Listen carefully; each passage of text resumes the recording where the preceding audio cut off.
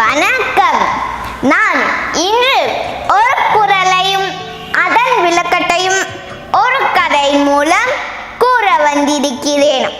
குறள்: எப்பொருள் யார் யார்வாய் கேட்பினும் அப்பொருள் மெய்ப்பொருள் காண்பதறிவு. கதையின் தலைப்பு சிங்கராஜாவும் மந்திரப்பண்டும். ஒரு காட்டில் சிங்கராஜா, சிங்கராணி மற்றும் இதர விலங்குகளும் வாழ்ந்து வந்தனர். ராணியின் பிறந்த நாள் வந்தது. கரடி மாமா ரத்தின மாலை பரிசாக கொடுத்தார். எல்லா விலங்குகளும் அந்த ரத்தின மாலையை ஆச்சரியமாக பார்த்தனர். விழா முடிந்ததும் ராணி மாலையை மேடையின் மீது வைத்துவிட்டு அனைவரும் விருந்து கலைத்து சென்றது. திரும்பி வந்து பார்த்தபோது மாலையை காணவில்லை. உடனே ராணி ராஜாவிடம் கூற, ராஜா யாராவது மாலையை எதிர்த்திருந்தால் திருப்பி கொடுக்குமாறு கூறியது.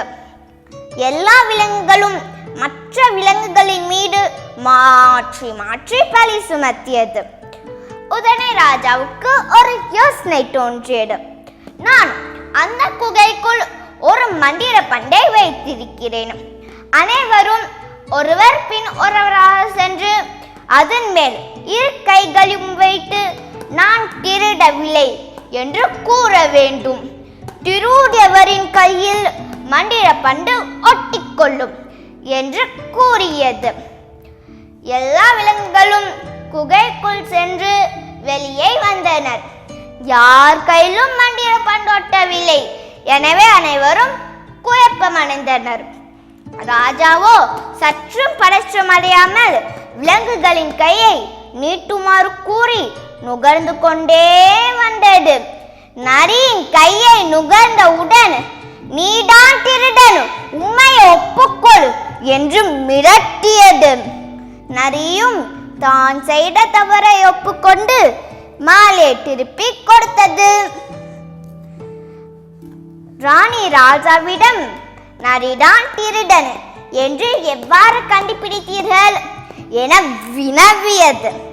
ராஜாவோ சிரித்துக்கொண்டே, நான் அந்த பண்டியின் மீது ஒரு வாசனை திரவியத்தை தடவியிருந்தேன். எல்லா விலங்குகளின் கையிலும் அந்த வாசனை வந்தது. நரி திருவுடையதால் தான் மாட்டிக்கொள்வோமோ என பயந்து பண்டின் மீது கை வைக்காமல் வெளியே வந்தது. அதன் கையில் எவ்வித வாசனையும் வரவில்லை. இதன் மூலம் நரிதான் திருடன் என்று நான் கண்டுபிடித்தேன் என ராணியிடம் கூறியது.